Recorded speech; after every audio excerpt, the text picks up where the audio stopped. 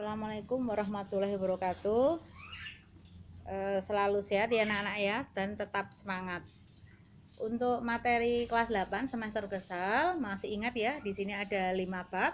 Kita sudah mempelajari materi bab 1 pola bilangan ya, pertemuan kemarin. Sekarang kita lanjutkan untuk pertemuan kali ini, kita lanjutkan bab yang kedua adalah koordinat kartesius.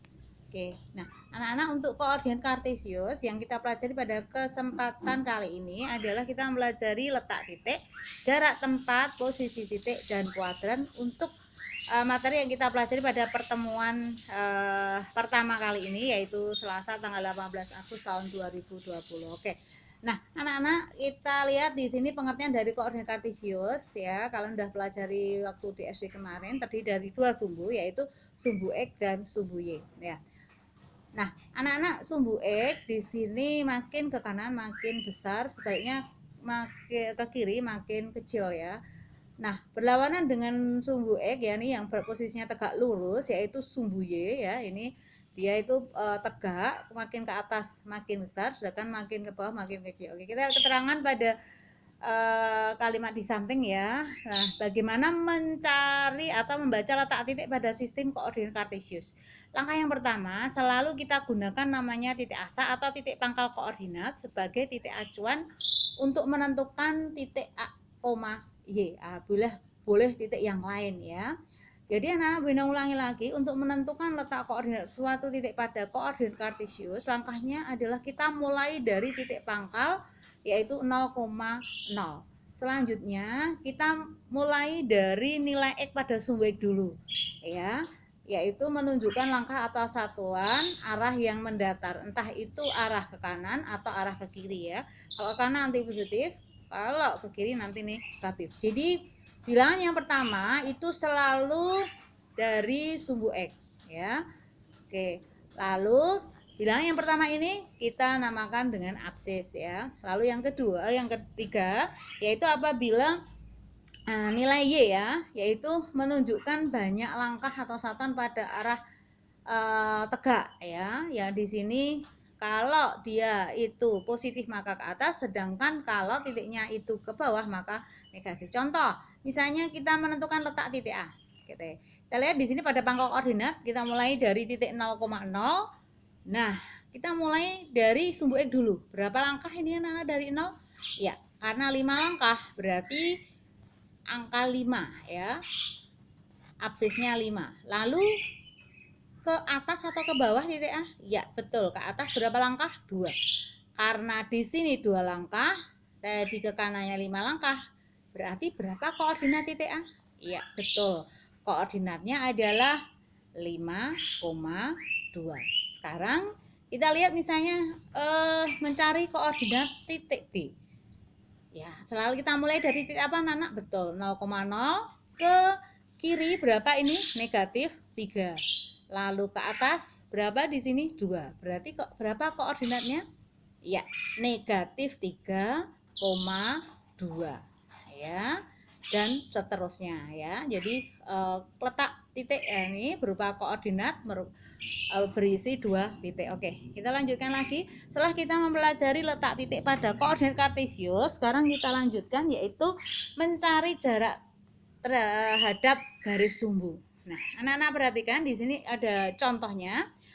Yang pertama adalah letak SMP Negeri 1, yang kedua adalah rumah belajar, yang ketiga adalah tempat parkir, yang keempat adalah kantor Pemda.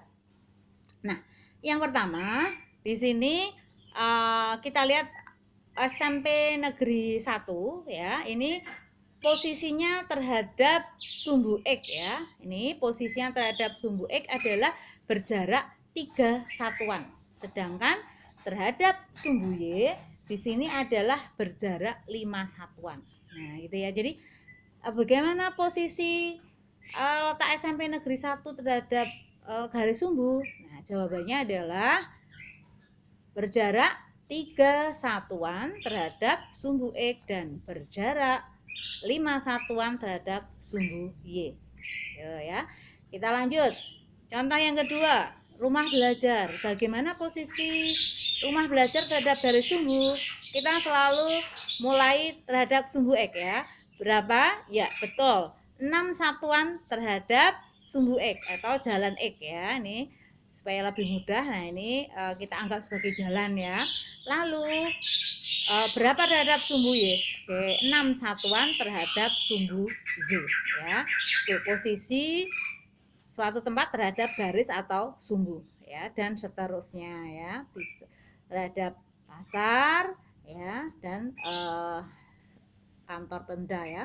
Oke, kita lanjut lagi. Nah, anak-anak, pada posisi dengan garis sumbu tadi itu keterangannya sama kan, yang membedakan di sini adalah kuadran. Nah, anak-anak, kuadran pada koordinat kartesius itu ada 4. Yang pertama adalah kuadran 1, kuadran 2, kuadran 3, dan kuadran 4. Nah, kuadran 1, perhatikan baik-baik, ini koordinat X-nya ini selalu positif ya. Dan koordinat untuk Z-nya itu selalu positif untuk kuadran 1. Bagaimana untuk kuadran 2? Kuadran 2 itu X-nya selalu negatif, sedangkan untuk Y-nya selalu positif. Kuadran 3 X-nya selalu negatif, lalu bilangan yang kedua nih Y-nya selalu negatif. Kuadran yang terakhir yaitu kuadran 4, yaitu X-nya selalu positif sedangkan Y-nya selalu negatif ya. Jadi anak-anak ada 4 kuadran, diingat-ingat. Kuadran 1, kuadran 2, kuadran 3, kuadran 4. Oke, kita lanjut lagi. Contoh, misalnya di sini pada bidang koordinat kita memiliki jarak 4 satuan terhadap sumbu X dan memiliki jarak 7 satuan terhadap sumbu Y. Nah, anak-anak, di sini contoh jarak terhadap sumbu.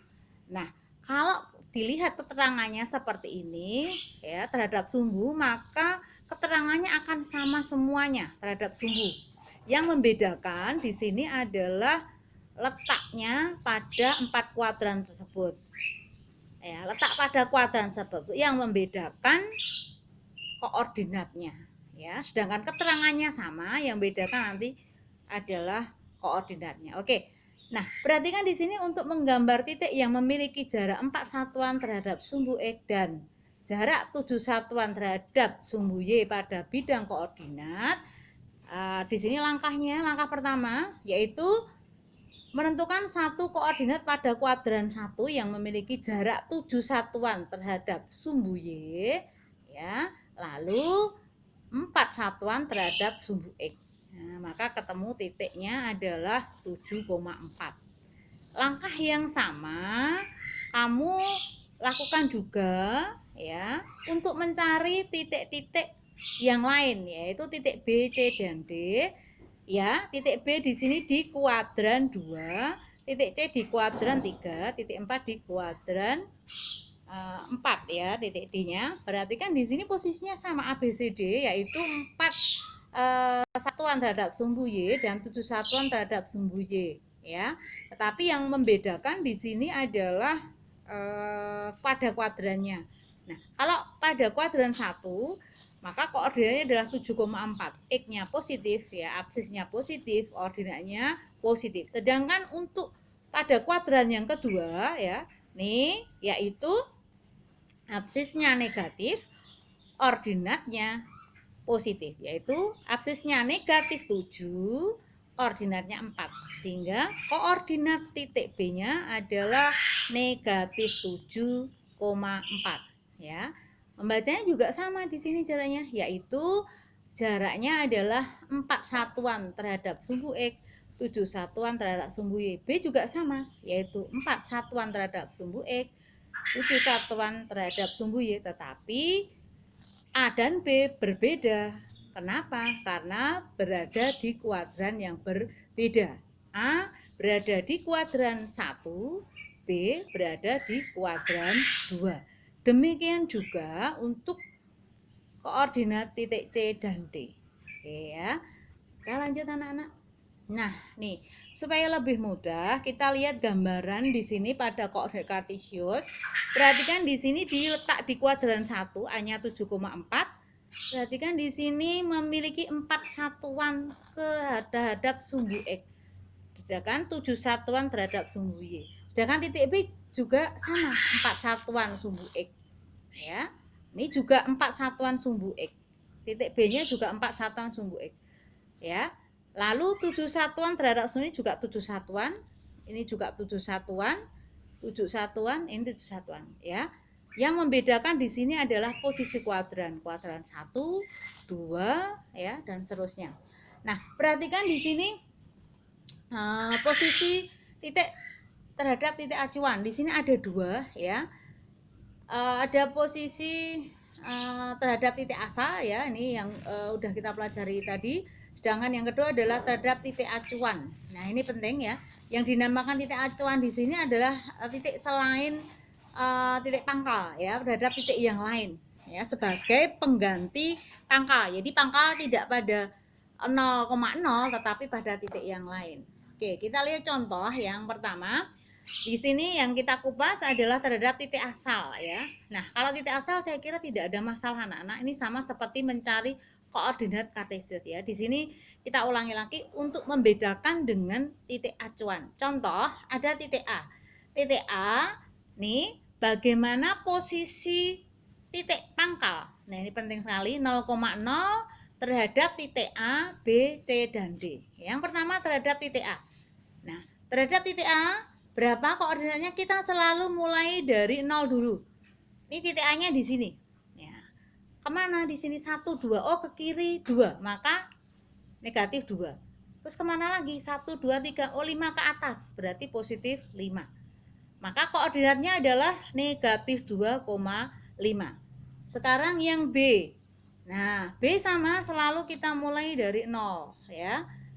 Bagaimana posisinya? Oh, yaitu 3 ke kanan, maka positif 3. Lalu 4 ke atas ya, maka positif 4.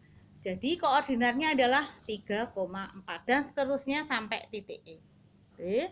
Oke, kita lanjut lagi, yaitu terhadap titik acuan atau titik lain sebagai pangkal koordinat ya. Nah, anak-anak, ini contohnya adalah titik C sebagai titik acuannya ya. Nah, nanti di latihan soal nanti Bu Endang ganti ya, tidak titik C atau titik yang lain, tapi udah titik yang lain ya. Sekarang kita lihat contohnya di sini, bagaimana posisi titik C terhadap titik A, titik B, dan seterusnya. Kita ya lihat yang pertama, posisi titik C 1,2 terhadap titik A. Kita mulai dari titik C dulu. Kemana? Ke titik A. Nah, bagaimana posisinya? Kita lihat mendatar dulu. Oh, 3 ke kiri. Maka berapa? Negatif 3. Lalu 3 ke atas, maka positif 3 ya.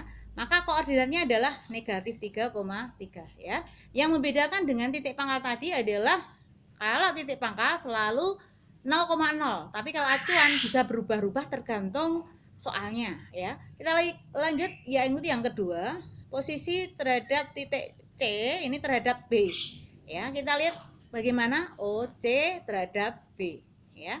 Kita mulai dari titik C atau B anak-anak? Ya, betul. Terhadap titik acuannya dulu ya. Titik acuannya apa ini? Oh iya, 1,2. Kemana? Ke arah B. Mana dulu? Oh, ke kanan. Ke kanan berapa? Jadi selalu mendatar dulu ya, lalu tegak. Ke kanan 2. Oh, berarti positif 2. Kemana lagi? Ke atas 2. Berarti positif 2. 2,2 koordinat daripada posisi terhadap titik C terhadap B ya. Nih ya, adalah 2,2 dan seterusnya. Nah, itu anak-anak saya kira cukup untuk materi pertemuan pada kesempatan